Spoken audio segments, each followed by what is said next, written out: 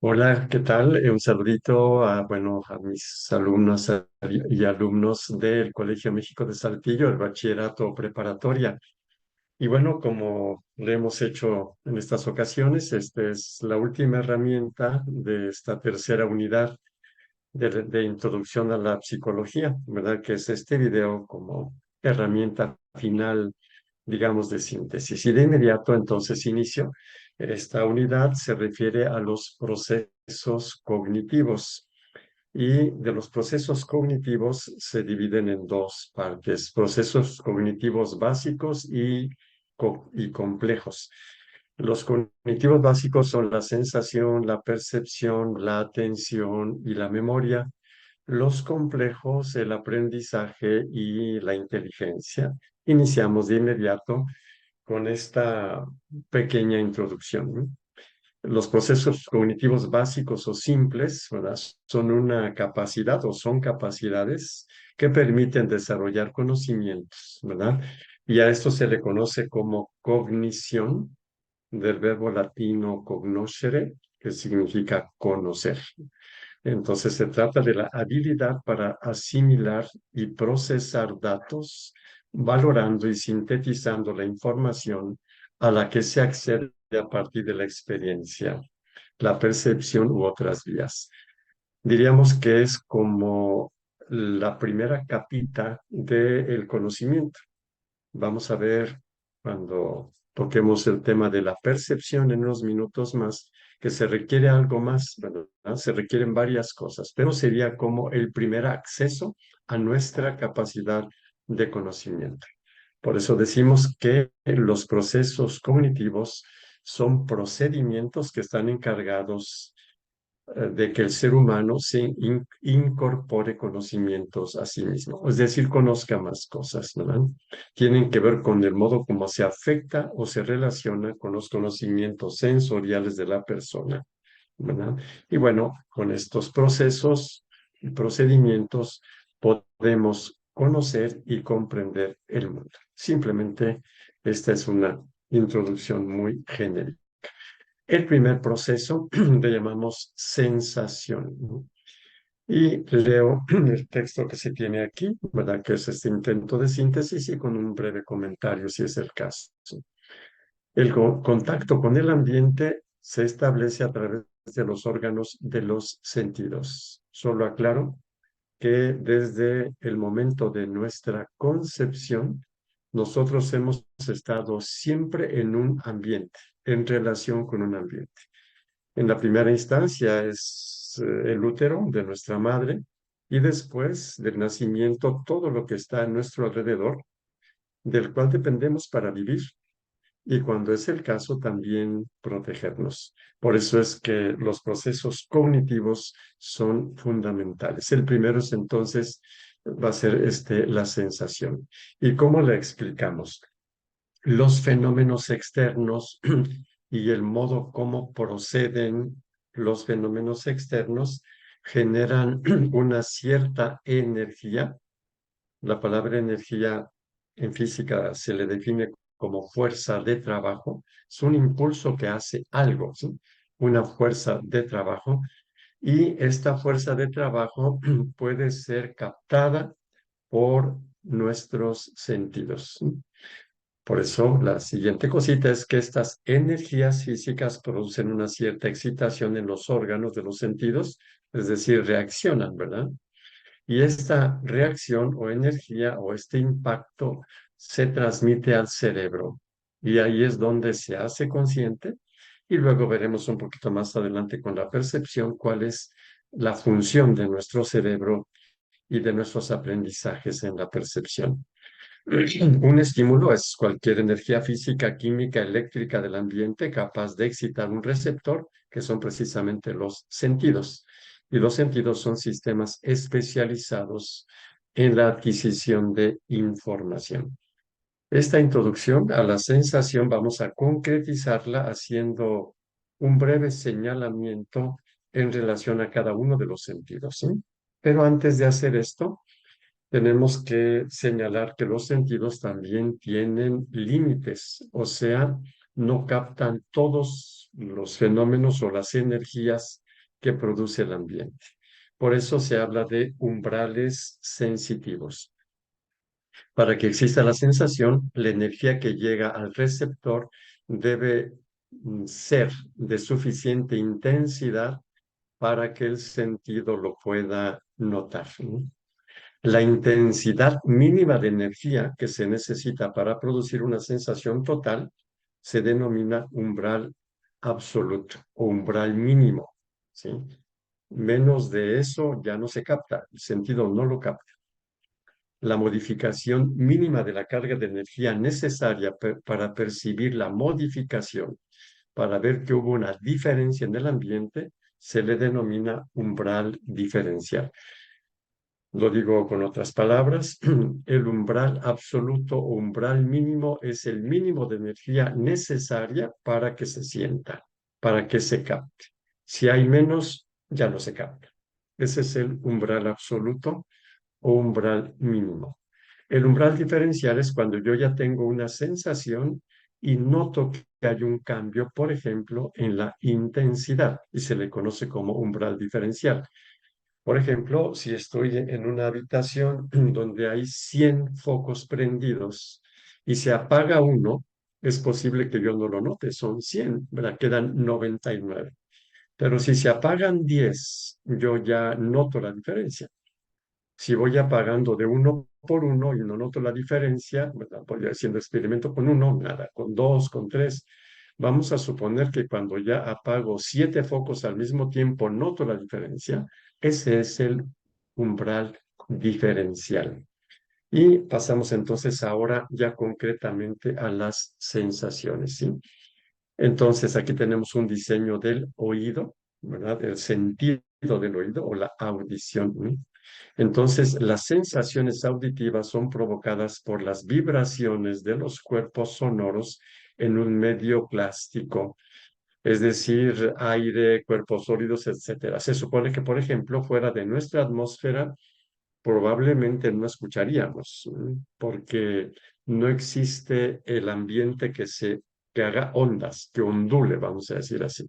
Esas vibraciones entonces forman ondas que impactan los tímpanos.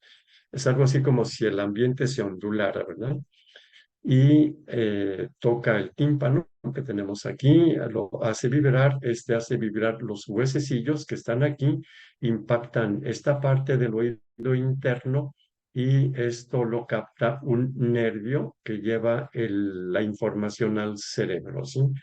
Y se le conoce como nervio, perdón, auditivo, ¿sí?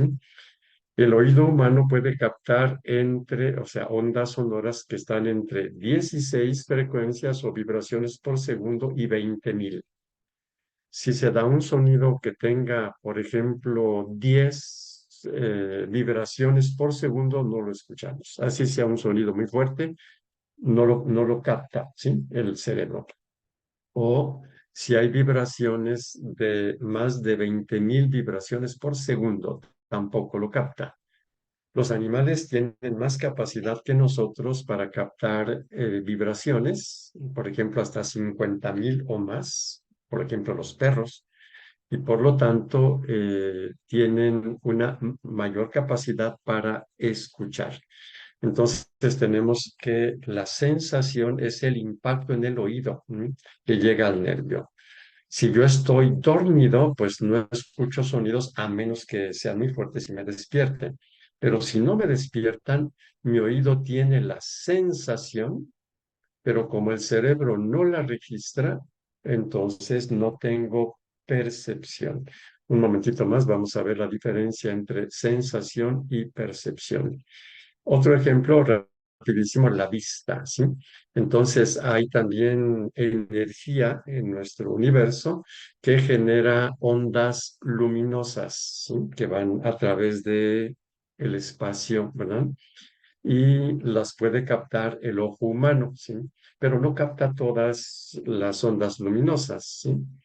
Solamente capta las que están entre 396 millonésimas de milímetro, y la vemos como color violeta, hasta las que tienen 686 millonésimas de milímetro, que es el color rojo. Dicho de otro modo, la diferencia de colores que nosotros vemos son diferencias de frecuencia de onda luminosa.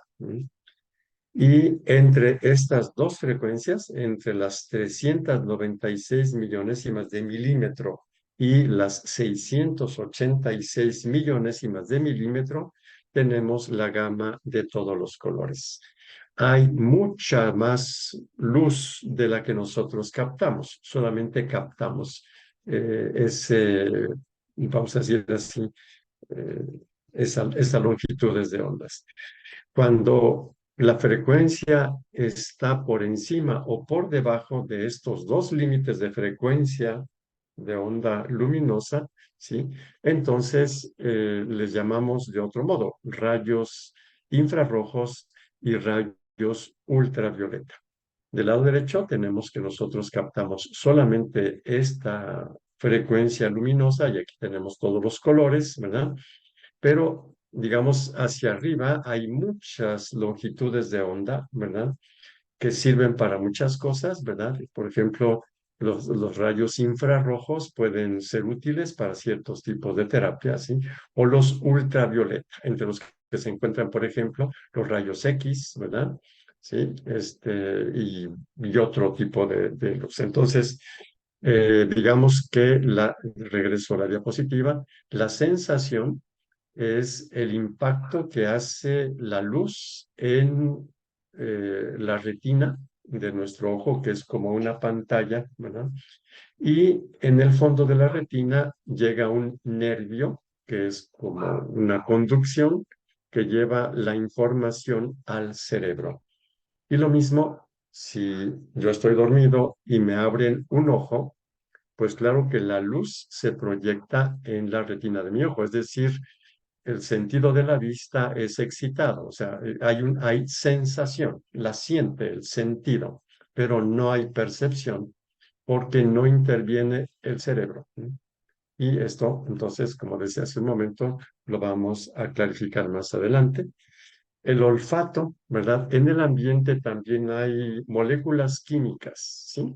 Y bueno, y son captadas por otro sentido, ¿verdad? Estimuladas por otro sentido. Entonces hay una partecita del cerebro que se llama bulbo olfatorio, termina por ahí el nervio olfativo, ¿sí? Y entonces dirige la información al cerebro, ¿verdad? Sus neuronas, ¿sí? Reciben la información de lo químico que llega a las mucosas, ¿sí? Aquí tenemos el ejemplo. Si aquí termina, aquí está la terminación nerviosa. Entonces entran por la nariz junto con el aire sustancias, las capta y lleva la información al cerebro y nosotros luego la percibiremos como olores. O el gusto, igualmente, muy rápidamente, ¿sí? Se encuentra en la lengua. En la mucosa se encuentran las papilas gustativas que sirven para apreciar los alimentos. Son como los receptores iniciales, ¿verdad? Para luego ser conscientes de qué es lo que estamos gustando. Y pueden ver aquí cómo en las diferentes partes de la lengua, las diferentes partes están especializadas en captar los diferentes sabores, ¿sí? Hay un nervio que se llama glosofaríngeo, que lo tenemos por aquí, ¿sí? Y que tiene una función muy específica, ¿verdad? Consta de fibras tanto motoras como sensitivas, por eso podemos mover la lengua, podemos pasar los alimentos, etcétera, ¿sí? Y son los que, una vez que las papilas gustativas captan la química, elementos químicos, entre comillas, que nos hemos comido, pasa la información al cerebro. Y el tacto, que es prácticamente toda la piel, ¿sí? Entonces, en una persona adulta, la piel tiene más o menos unos 2 metros cuadrados, ¿bien? De superficie. Está formada por tres capas, ¿verdad? Aquí tenemos, ¿sí? Epidermis, dermis, hipodermis, y posee una gran cantidad de terminaciones nerviosas, muchísimas, están por todo el cuerpo. Haz de cuenta que el cerebro tiene todos sus cables, que son los nervios, ¿verdad? Con terminaciones en toda la piel. Y cuando hay algún contacto, temperatura, etcétera, lleva la información al cerebro. Esta es la sensación. Les recuerdo, entonces, la sensación es la estimulación, la excitación de un receptor que se llama sentido, la estimulación que es el efecto de alguna energía que llega del ambiente, ya sea porque hay sustancias químicas, olfato, porque hay alimentos, el gusto, ¿sí? Porque hay ondas luminosas, ¿verdad? Los ojos, u ondas sonoras, ¿verdad? Sí, en el oído, ¿no? Y entonces esa es la forma en la que nosotros sentimos o tenemos sensaciones. Pero si nosotros no hemos aprendido a interpretarlas, entonces nosotros tenemos sensaciones, pero no tenemos percepciones. Les he comentado pues en la clase, ¿no? Que hay el ejemplo muy claro, ¿no? Allá por el 1921, un médico cubano, oftalmólogo, operó a uno que nació con catarata congénita total en los dos ojos, le impedía ver, es decir, nació ciego, pero una ceguera operable. Estando adulto, le opera los ojos, le quita las cataratas y cuando ya los puede abrir los ojos y entra la luz a sus ojos, claro que ve luz, pero no percibe nada, o sea, no sabe de qué se trata absolutamente. Como ya tenía el conocimiento por los otros sentidos, el oído, el tacto, el olfato, tuvo que aprender, ¿sí?, a interpretar las estimulaciones luminosas que llegaban a sus ojos, ¿sí? Tuvo que aprender a percibir. Y aquí tenemos entonces nosotros lo que es la percepción, ¿sí? Y diríamos entonces lo que he comentado varias veces, los sentidos proporcionan información sin elaborarla, sin elaboración. Los procesos de percepción permiten entender y dar sentido a las sensaciones, ¿sí? Esto es, el cerebro interpreta las señales que le llegan a los sentidos. Por eso se puede definir de la siguiente manera. ¿Qué es una percepción? Es una sensación o un conjunto de sensaciones completadas, corregidas e interpretadas por el sujeto con la ayuda de sus conocimientos previos. Por esta razón, una percepción es tanto más rica cuanto más amplias sean las experiencias y la cultura del sujeto. Podemos hacer muchos ejemplos, quizá uno de los más claritos, ¿no? Si yo veo una radiografía, veo la radiografía, o sea, veo el plástico, veo las manchas, pero no percibo gran cosa. Un radiólogo que tiene más experiencia, cultura, estudió, aprendió, además de ver lo que yo veo, el plástico ese con las manchas, percibe muchas más cosas. Percibe daños, percibe si hay fracturas, percibe si hay anormalidades en el cuerpo, ¿no? Entonces, no todos percibimos lo mismo porque no todos tenemos los mismos conocimientos ni las mismas experiencias. Y quisiera poner algunos ejemplos de cómo nosotros corregimos e interpretamos las sensaciones. Por ejemplo, aquí, ¿verdad? Esta es una cuestión que quien quiera puede verificar, ¿no?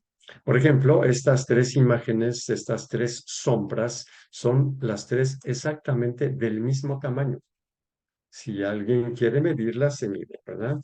Para mis alumnas y alumnos, bueno, pues en la clase así se hizo, ¿verdad? Se proyectó y hubo quien fue y midió milimétricamente y se dieron cuenta que esta figura es exactamente del mismo tamaño que esta y que esta, ¿sí?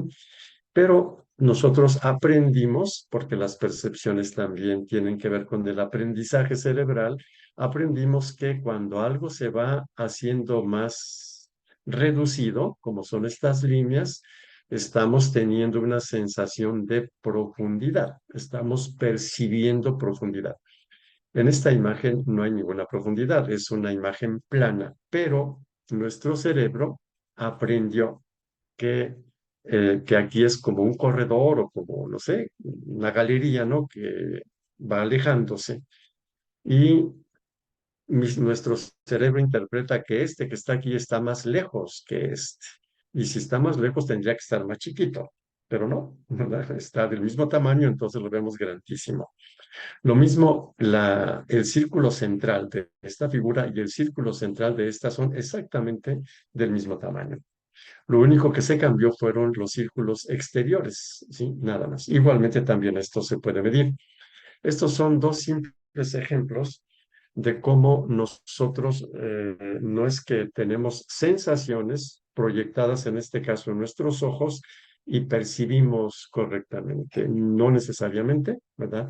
La deformamos de acuerdo a nuestros aprendizajes.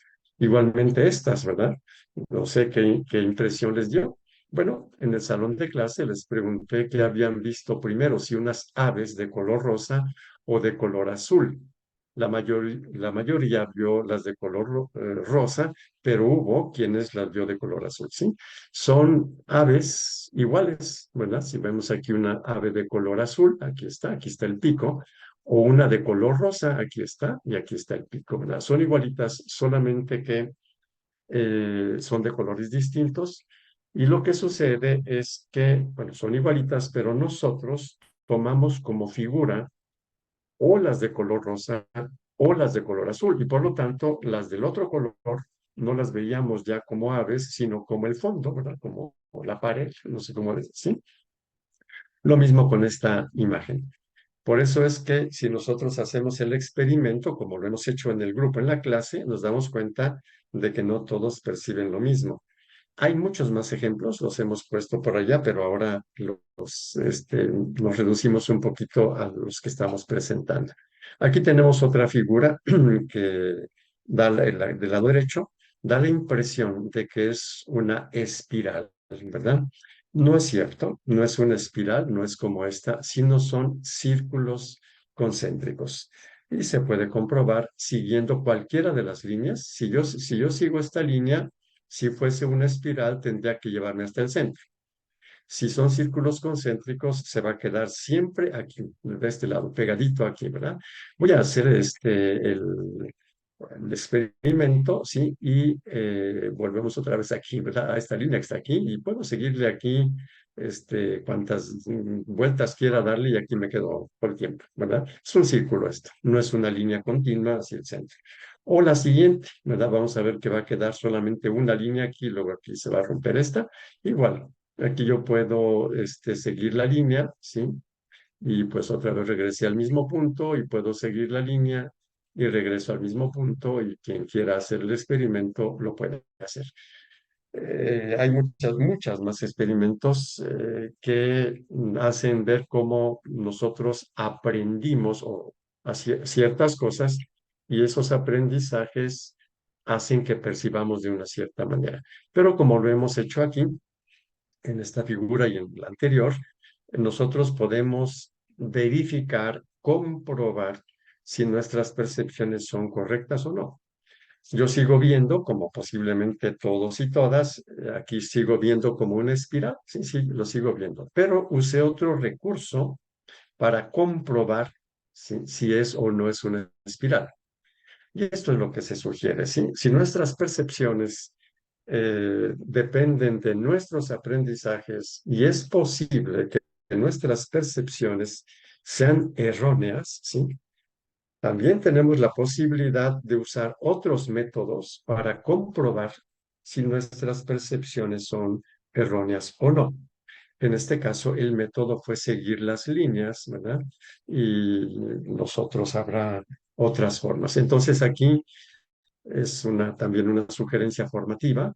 Cuando alguien nos dice una cosa distinta, conviene que nosotros veamos algún medio para comprobarla o verificarla y de esta manera iremos teniendo nuevos aprendizajes que nos permitirán tener mejores percepciones, ¿verdad?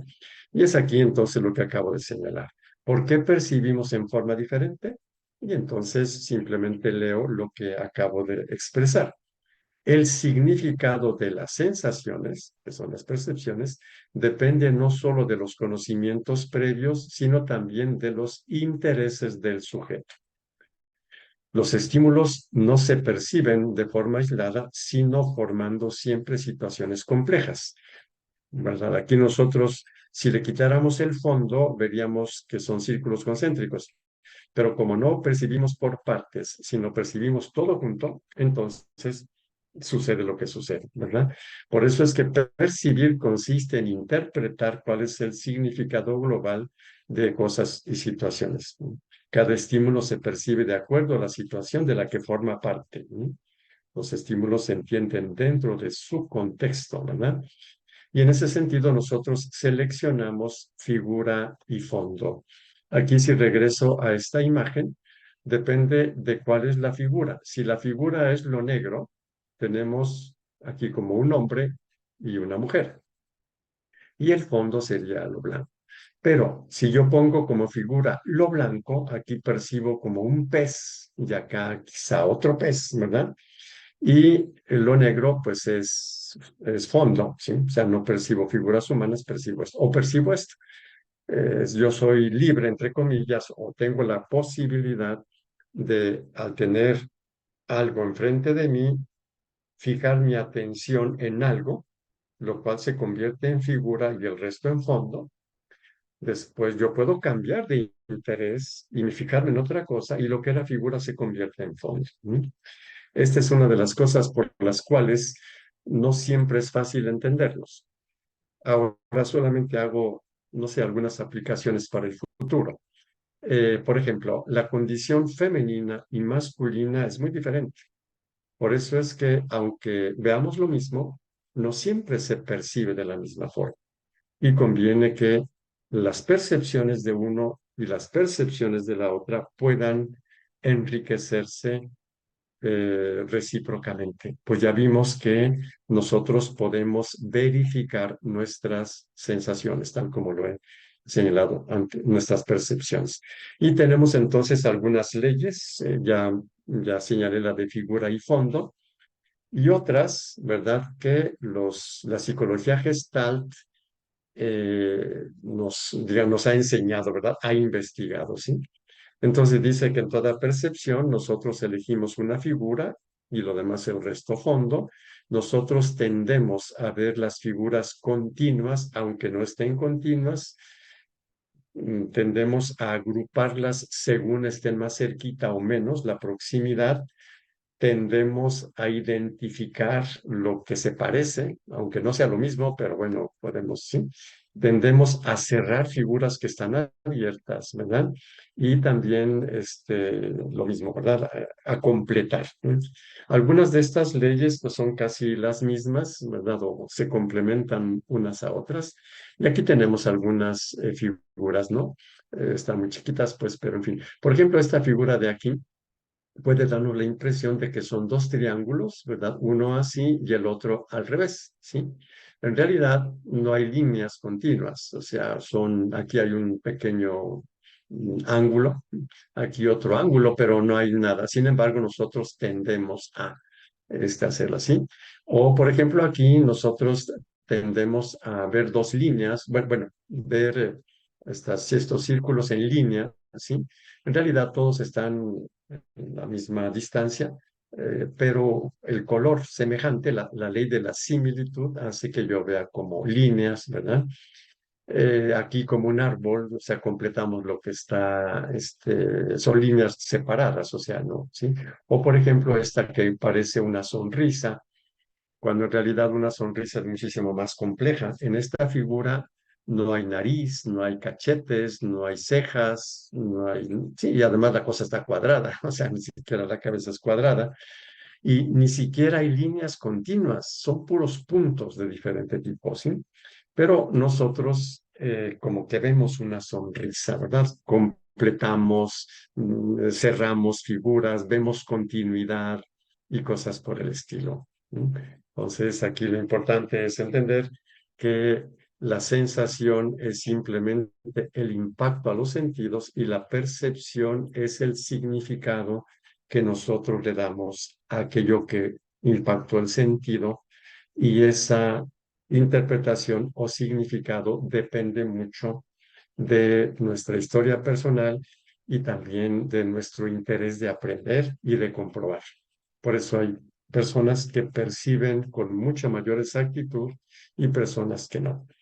Siguiente proceso cognitivo, la atención, ¿no?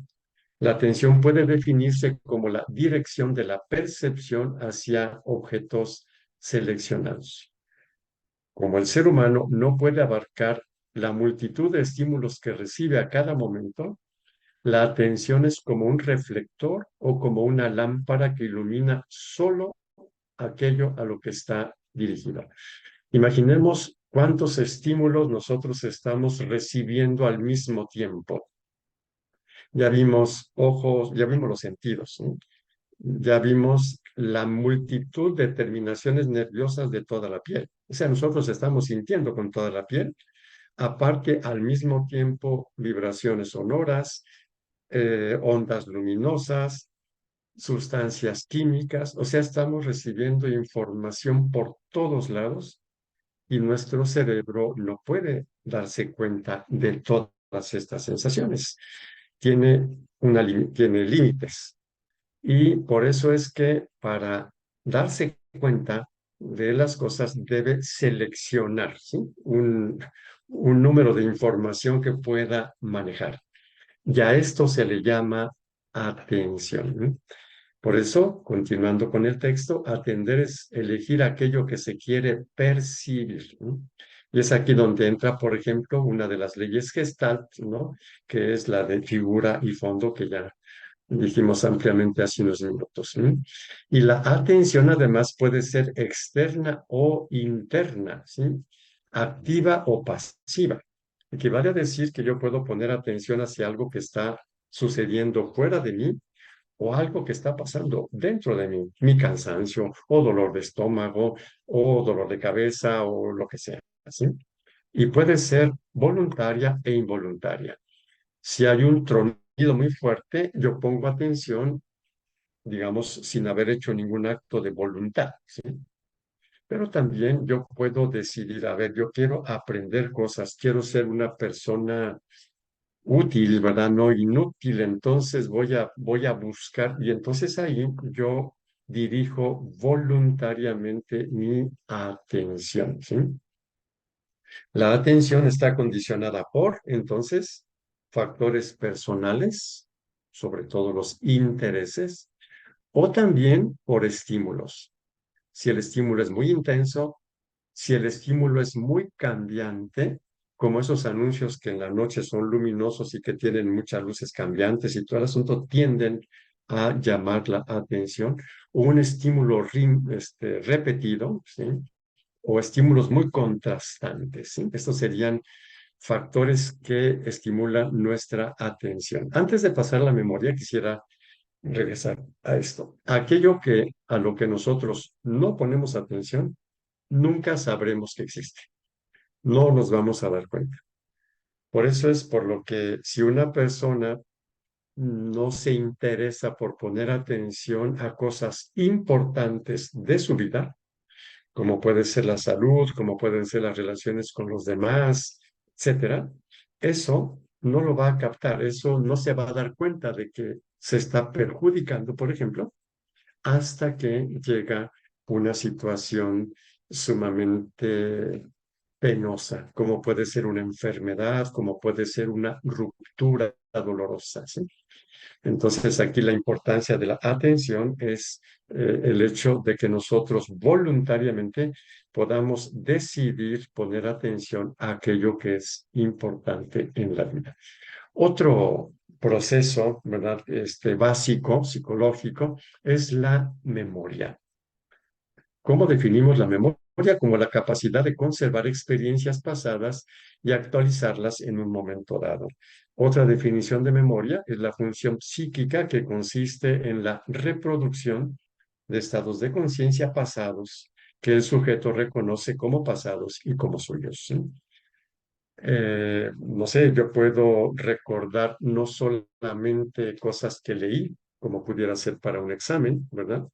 sino también yo puedo recordar vivencias, cosas que me sucedieron, volver a sentir, ¿no? Así es de que la memoria no se reduce a repetir conceptos, ¿no? También tiene que ver con algo muy vital, muy especial. Nosotros, digamos que en grande medida estamos condicionados por nuestra memoria en el sentido de que somos como somos gracias a todo lo que hemos aprendido y conservamos en memoria, ¿sí? Las experiencias se memorizan de acuerdo a cómo las cosas se perciben, ¿no? No se puede memorizar lo que no se percibe ni atiende, que es lo que comentaba anteriormente, ¿sí? En relación a la atención. Aquello a lo que no le pongo atención, nunca lo voy a aprender, no lo voy a poder memorizar. Y además existe una gran variedad de memorias, no las vamos a decir todas, vamos simplemente a darnos cuenta de que existen muchos tipos de memoria. Por ejemplo, las memorias sensoriales, ¿sí? Mantienen durante periodos muy breves la información que llega a los sentidos. Su función es dar al cerebro un poco más de tiempo para analizar el estímulo y es responsable de que se perciban movimientos en las antiguas cintas de cine. No sé, si nosotros, por ejemplo, vemos un flashazo, si cerramos los ojos, nos queda la sensación en el ojo, según nosotros, ¿verdad? Y se le conoce como memoria sensorial. No dura mucho, ¿verdad?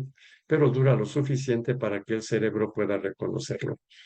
En las antiguas cintas de cine, era de fotogramas, fotografías, ¿verdad? Una tras otra, que iban pasando a una velocidad completamente calculada para que la memoria visual de la imagen anterior se viera como continuidad de la que llega y así sucesivamente, ¿sí?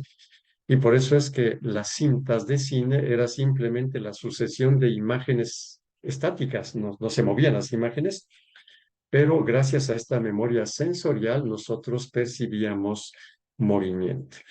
O la memoria de trabajo, ¿no? Que es el conjunto de símbolos activos en un momento determinado a los que estamos prestando atención y que podemos manipular bajo el control voluntario. Por ejemplo, cuando nos dicen el costo de algo que compramos, ¿sí? Yo le pregunto, oiga, ¿cuánto es? Pues son 50 pesos con 50 centavos. Mientras saco la cartera y mientras saco el billete y saco la monedita, en ese tiempo yo tengo en memoria lo que me dijo la cajera o la persona que me está cobrando, ¿sí? Y se lo pago y ya, ¿verdad? Es una memoria de trabajo, es memoria para hacer algo. Ya que pagué, voy a otra tienda, pasa lo mismo. Y es posible que después no me acuerde exactamente cuánto pagué por cada cosa, el ticket, pero mientras no lo vea, no me recuerdo bien. ¿Por qué? Pues porque ahorita ya no es importante, ya lo compré, ¿sí? Será importante si quiero gastar menos, pero para el efecto de la compra, bueno, esa memoria hizo lo que tenía que hacer. Se le conoce como memoria de trabajo. Memoria a largo plazo.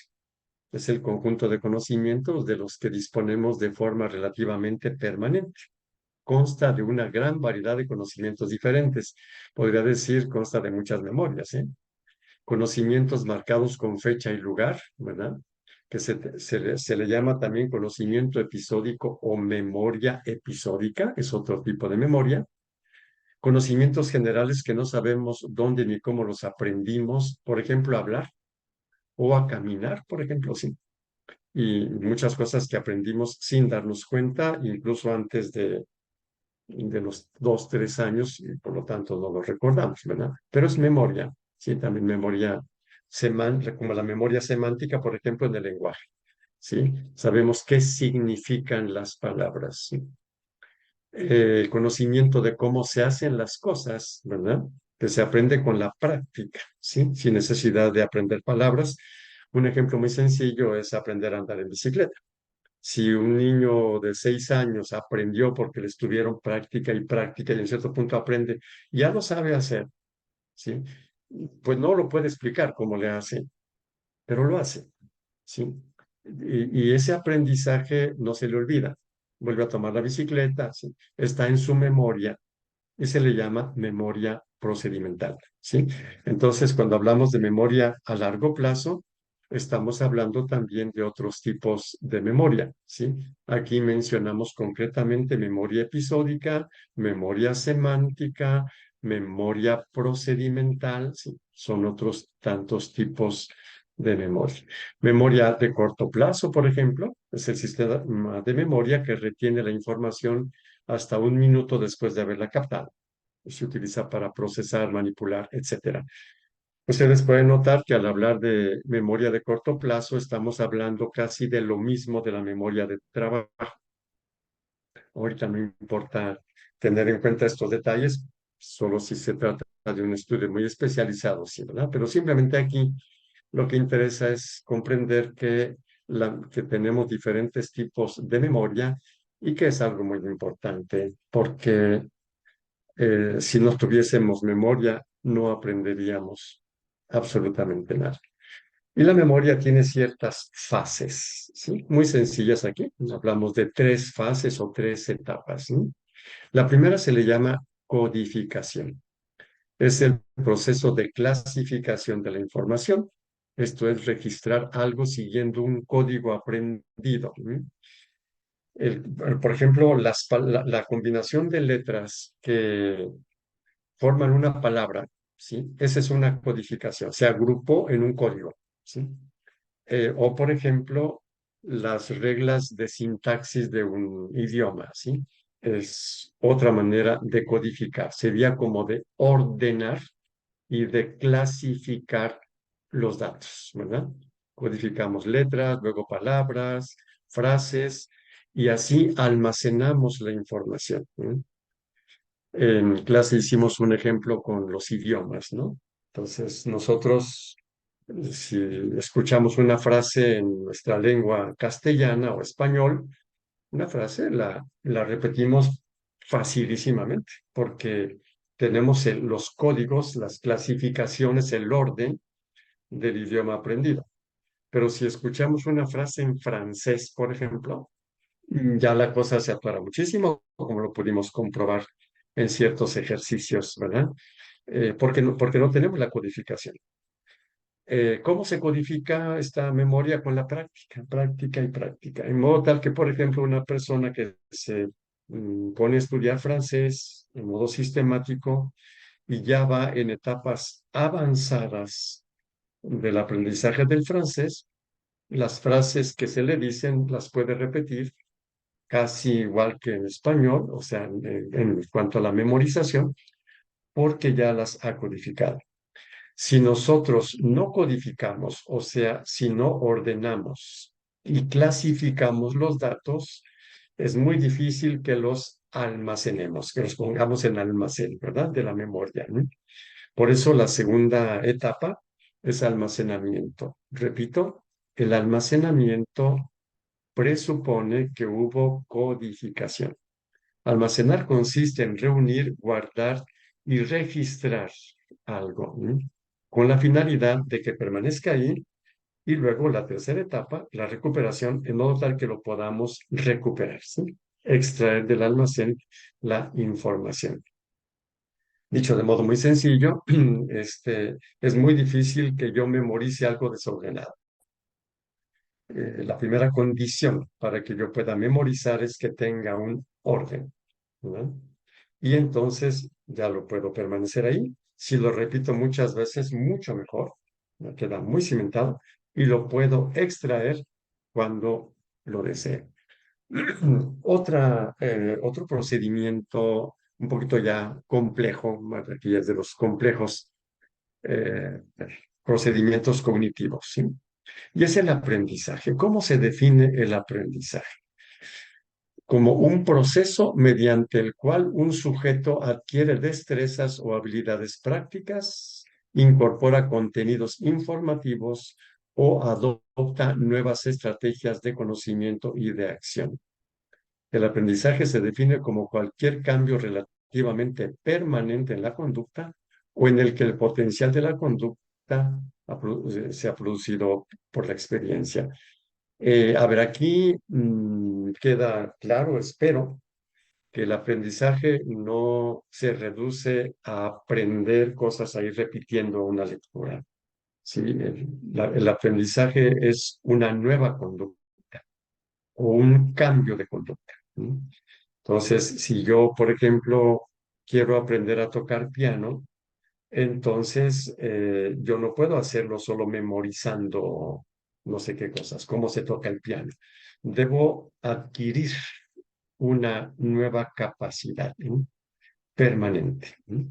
Y así son los aprendizajes. O un cambio de conducta. Por ejemplo, una persona que ve malos ejemplos y lo sigue, ¿verdad? Ya se hace como un modo de actuar, ¿verdad? Pues aprendió una mala conducta, ¿sí? El proceso de aprendizaje es crucial para todos los organismos, pues le ayuda a adaptarse a los cambios del ambiente. Es una cuestión vital. Imagínense ustedes que no hubieran aprendido a caminar, por ejemplo, ni a hablar, ni a comer. ¿Qué harían? Estaría uno ahí, ¿verdad? Gracias a que aprendimos todas estas cosas, nosotros podemos adaptarnos, responder, vivir a pesar de los cambios que va habiendo en el ambiente, ¿sí? Entonces, dos cositas dichas hasta ahorita. El aprendizaje es la adquisición de una nueva conducta o nuevo, sí, una nueva conducta diferente. Es importantísimo. Si no aprendemos, no podemos, no tenemos recursos para vivir. Tercero, el aprendizaje se logra con la experiencia y se perfecciona con la práctica. Y esto puede verificarse. O sea, una persona que deja de practicar, por ejemplo, manejar automóvil, pasan 10 años y no maneja, no se le olvida del todo, pero pierde mucha capacidad y claro que la puede recuperar si practica, o sea, si vuelve otra vez a practicar, ¿sí? Entonces nosotros aprendemos a caminar, calcular distancias, hablar usando símbolos, que es el lenguaje, etcétera. Adquirimos hábitos de limpieza o de lo contrario, aprendemos a solucionar problemas, ¿sí? Todo esto tiene que ver con el aprendizaje. Y aquí, si esto lo quiero relacionar con la percepción, también diríamos que en cierto sentido aprendimos a percibir de un modo, pero lo más interesante, nosotros podemos seguir aprendiendo a percibir mejor. Muy bien. El aprendizaje tiene varias formas y vamos a ver aquí la primera, ¿verdad? Uno puede aprender por condicionamiento, por dos tipos de condicionamiento. El primero se llama condicionamiento clásico, el segundo condicionamiento operante. Eh, Aquí, bueno, tanto por señalar nombres, ¿no? Con respecto al primero, es muy importante Iván Pavlov y con respecto al segundo, Skinner, ¿verdad? Bueno, pero solamente como un dato extra. ¿M? Entonces, ¿qué es el condicionamiento clásico? Voy a poner aquí el ejemplo de los experimentos de Iván Pavlov, ¿sí? Iván Pavlov estaba experimentando sobre las reacciones fisiológicas de los animales, en este caso de un perro, en relación a ciertos estímulos como es la comida. Le puso por aquí un modo para recoger la saliva del animal y cuando el animal tenía la comida cerca, lo olfateaba, empezaba a salivar, ¿verdad? Directamente, ¿no? Entonces, a este se le llama estímulo incondicionado. Es un estímulo que no requiere condiciones, vamos a decir así, para estimular la salivación. Después, si Pavlov sonaba una campana sola, pues no, el perro no salivaba. Pero luego resultó que durante un tiempo, cada vez que le iban a llevar al animal el alimento, sonaba una campana. Y el perro aprendió que cuando sonaba la campana venía el alimento. Y el perro aprendió después que solo con el sonido de la campana salivaba, ¿sí? Al principio, si vemos la figura de aquí, la campana sonaba y no pasaba nada. Porque aquí ya el perro salivaba al sonido de la campana, porque Pavlov hizo un proceso en el que el animal aprendió y estamos hablando del aprendizaje, aprendió a asociar el sonido de la campana con la alimentación, ¿sí? Y se le llama reflejo condicionado o condicionamiento. Como después vino otro tipo de condicionamiento, entonces para distinguirlo del otro que vamos a ver en un momento, se le llamó condicionamiento clásico. ¿Mm? Aquí está entonces ya narrado y simplemente leo el texto. El alimento estimula la salivación por sí mismo, por eso se le llama estímulo incondicionado.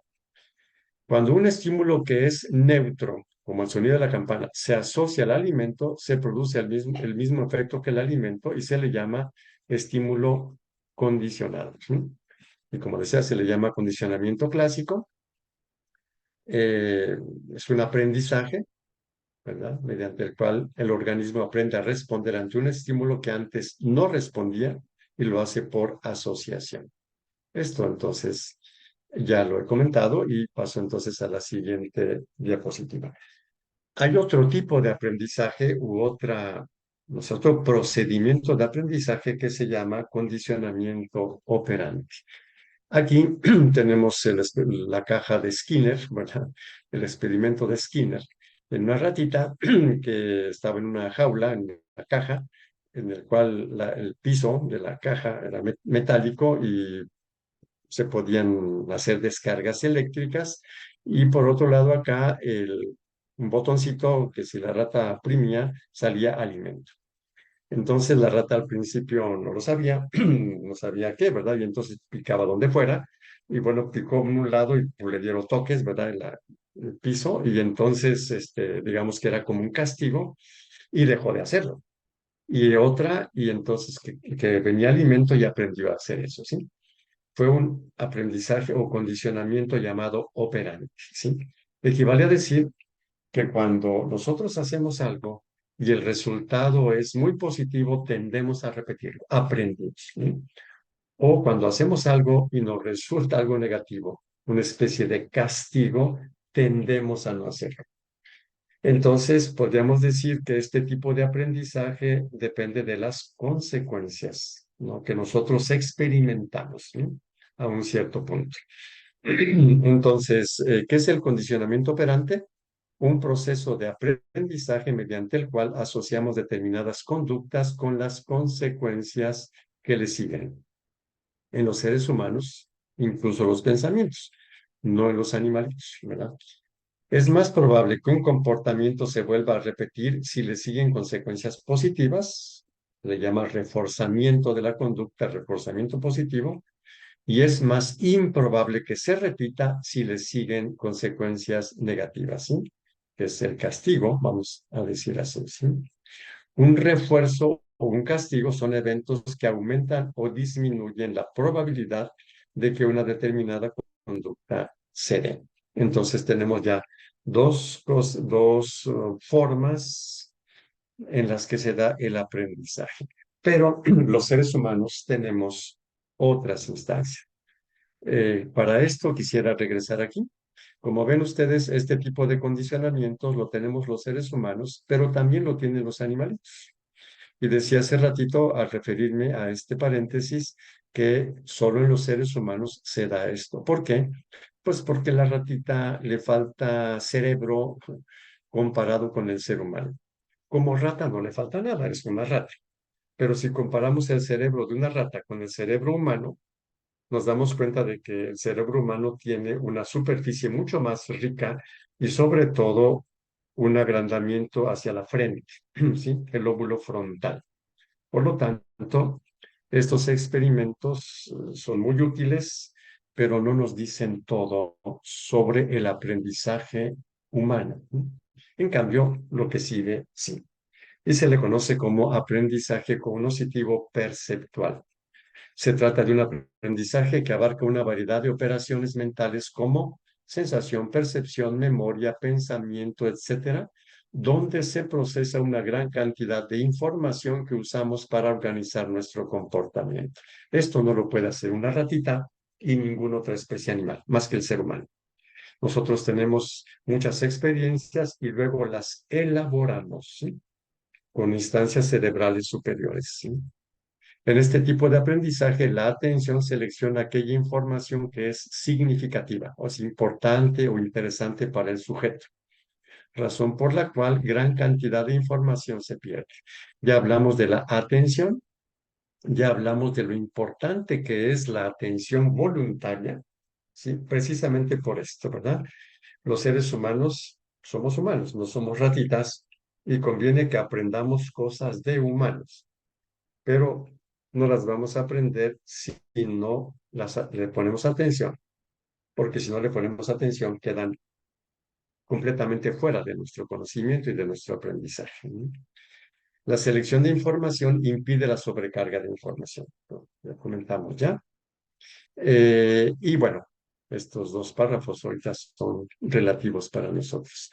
Hay otro tipo de aprendizaje, además, que es el social o por observación, ¿no? Se conoce también como modelamiento o imitación, ¿verdad? O aprendizaje social. ¿En qué consiste? En el cambio de conducta permanente o relativamente permanente como producto de la observación del comportamiento de otro, ¿no? Los aspectos que caracterizan a este tipo de aprendizaje son fundamentalmente dos.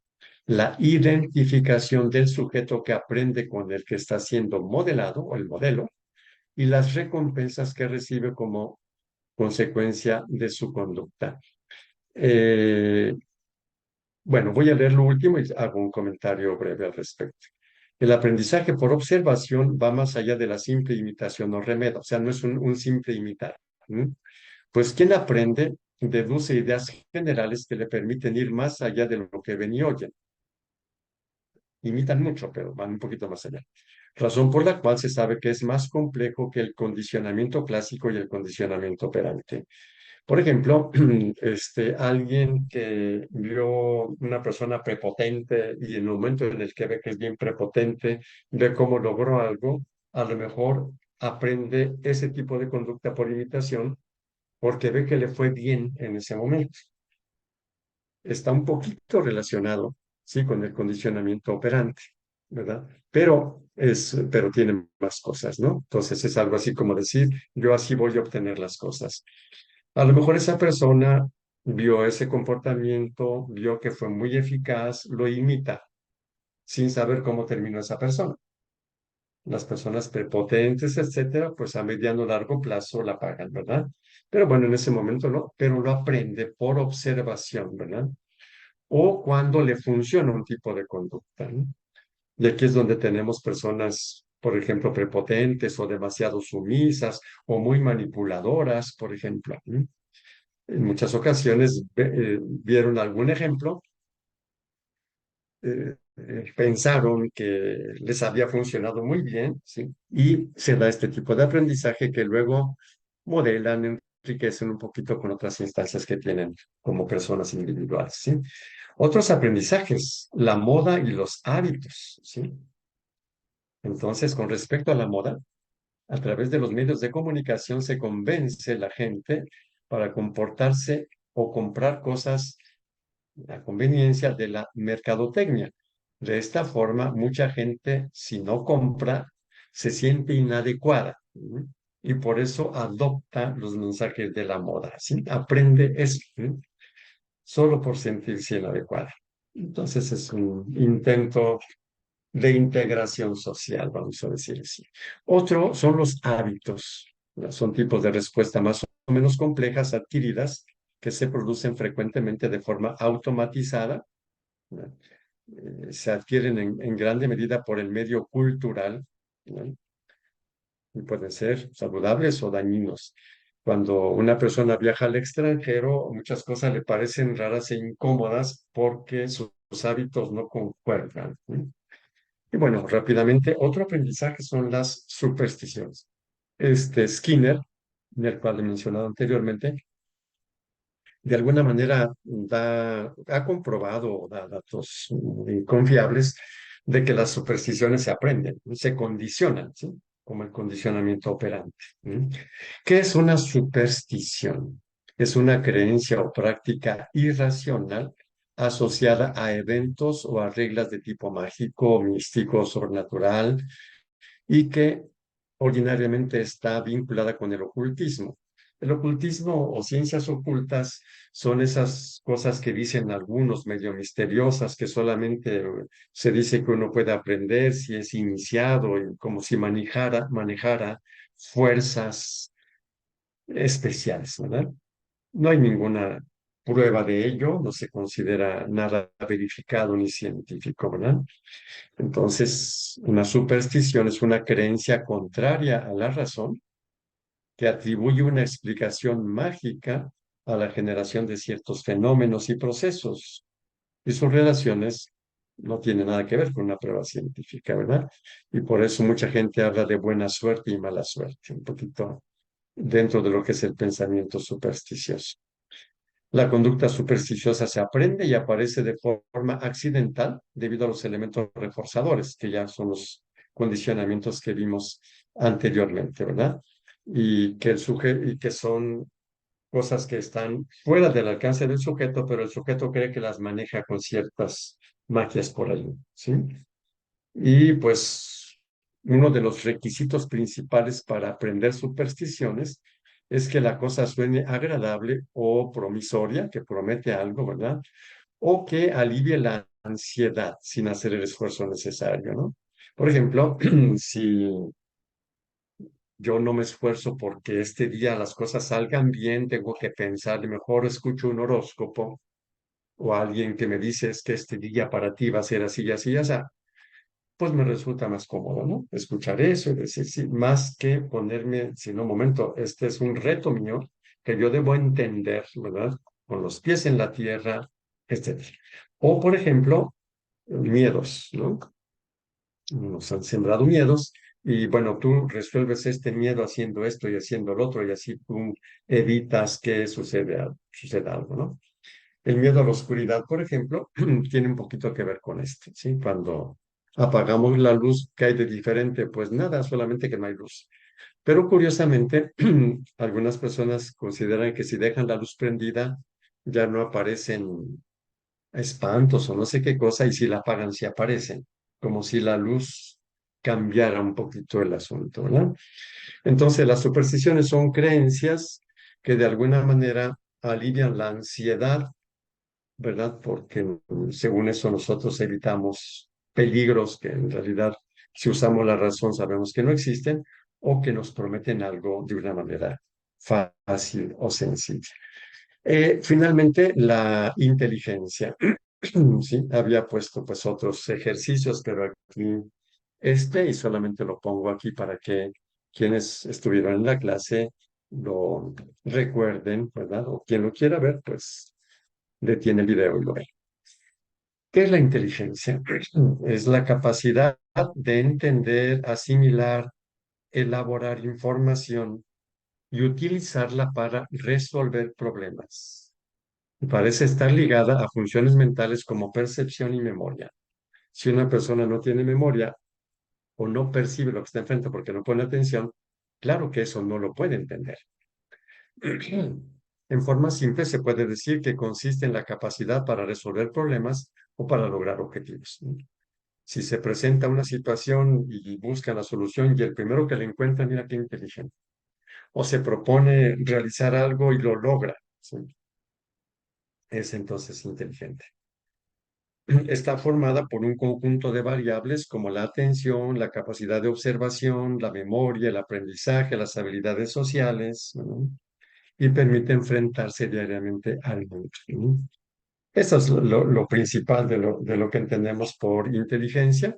Y solo quisiera señalar que cuando nosotros debemos resolver un problema, usamos todas las instancias que están a nuestro alcance. Es decir, la inteligencia no es algo distinto, por ejemplo, de la memoria, ¿sí? O del pensamiento lógico o cosas por el estilo. Tiene su peculiaridad, pero usa todo lo que está a nuestro alcance. Los retos en la vida son muchos. La inteligencia no es solo para una cosa, ¿sí? Sino para muchas cosas. Entonces, dentro de lo que ha sido el avance en psicología, allá por los años 80, ya se hizo una clasificación de los diferentes tipos de inteligencia, ¿sí? Los digo rapidísimamente: inteligencia lógico-matemática, inteligencia lingüística, inteligencia musical, inteligencia espacial, inteligencia corporal kinética, intrapersonal, interpersonal y naturalística. Y otros mencionan otros tipos de inteligencia. Para nuestro caso, por ahora, nos limitamos a estos 8 tipos de inteligencia. De estos dos, hubo algunos autores, ¿verdad?, que son Peter Salovey, John Mayer, que se dieron cuenta que la inteligencia intrapersonal y la interpersonal eran inseparables, ¿sí? Y entonces dijeron que estas dos se pueden llamar inteligencia emocional. Después hubo un autor, Goleman, Daniel Goleman, que publicó en 1995 una obra que se llama así precisamente, La inteligencia emocional, ¿verdad? Y la tenemos aquí. Ambas inteligencias, la intrapersonal y la interpersonal, tienen diferentes capacidades, ¿verdad? La intrapersonal contiene el autoconocimiento, conciencia de sí mismo, la autorregulación y la automotivación, y la inteligencia interpersonal, empatía y habilidades sociales. Dicho de otro modo, se considera que una persona ha desarrollado la inteligencia intrapersonal, se entiende a sí misma, si se conoce a sí misma, si es capaz de regular sus estados de ánimo y si es capaz de ir más allá de las frustraciones.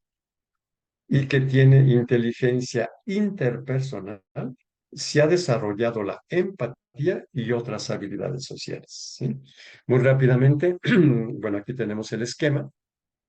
Y aquí tenemos a Goleman con su obra, ¿verdad? Entonces, aquí está la inteligencia intrapersonal, sus componentes ya señalados, y la interpersonal y sus componentes. Muy rápidamente, el autoconocimiento consiste en la capacidad para conocer las propias emociones y, en particular, la capacidad para reconocer un sentimiento o una sensación en el momento en el que ocurre. Hay que ejercitarse para ello.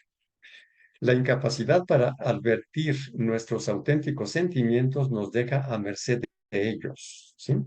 No leo lo que sigue, ahí está escrito, simplemente diría que esta es la razón por la cual el autoconocimiento es el primer elemento de inteligencia intrapersonal, porque las personas que están a la deriva de lo que sienten, como que les falta inteligencia, ¿no? Por eso, digamos que cometen muchísimos errores por no poder saber lo que les pasa. De esto deriva la autorregulación, que es la habilidad para controlar las propias emociones e impulsos con la finalidad de encauzarlas hacia un objetivo. Y consiste fundamentalmente en serenarse. Sobre todo cuando nosotros estamos bajo el impulso de la ira, de la ansiedad y de la tristeza. No es sencillo serenarse. Esta capacidad es importantísima. Está ahí el texto, ¿verdad? Paso a la siguiente. La automotivación o tolerancia a la frustración, ¿sí? Es la capacidad para detener un impulso cuando, si no lo detenemos, perdemos algo más valioso.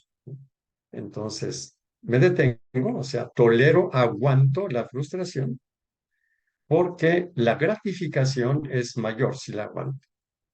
Por ejemplo, una persona que no controle su ira, no controle su depresión, no controle su ansiedad, y ¿sí? Entonces no aguanta esperarse, no aguanta detenerse, ¿qué va a pasar? Va a arruinar algo más importante, que son las relaciones con los demás, por ejemplo, o su salud.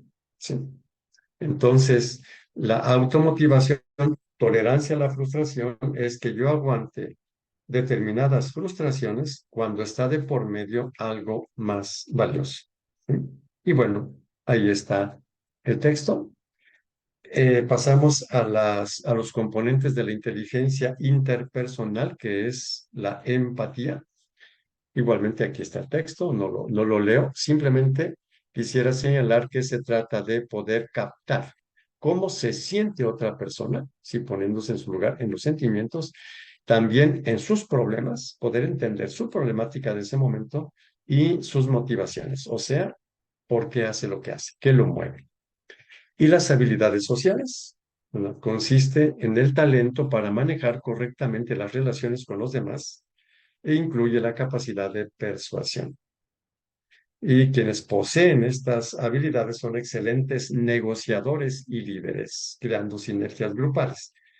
En otras palabras, podemos decir que hay habilidades sociales cuando una persona es capaz de negociar, de ponerse de acuerdo con los otros y cuando es capaz de crear sinergias, es decir, colaboraciones, ¿sí? En lugar de oposiciones entre los grupos. Regreso para terminar a las inteligencias múltiples, ¿sí? Que están aquí. Y simple y sencillamente quisiera, para terminar, poner las diapositivas en las cuales se describen brevemente las inteligencias sin leerlas, simplemente presentadas aquí. La inteligencia verbal tiene estas características y más o menos se encausa hacia estas profesiones. La lógico-matemática consiste en estas características y, digamos, favorece determinadas carreras o actividades profesionales. La inteligencia espacial consiste en esto y más o menos predispone para este tipo de carreras, de estudios universitarios. La inteligencia musical, ¿verdad? Consiste en esto y también predispone para esas carreras. La inteligencia kinestésica o corporal, esta tiene estas características y predispone a estas actividades profesionales. La intrapersonal tiene estas características, predispone a estas actividades profesionales. La interpersonal igualmente tiene la misma estructura. Estas serían las posibles profesiones. Y la naturalística tiene estas características y predispone a estas profesiones. Bueno, muy bien. Esta es entonces la síntesis, ¿verdad? Como última herramienta de lo que ha sido nuestra tercera unidad de introducción a la psicología. Un saludo a todas mis alumnas y alumnos.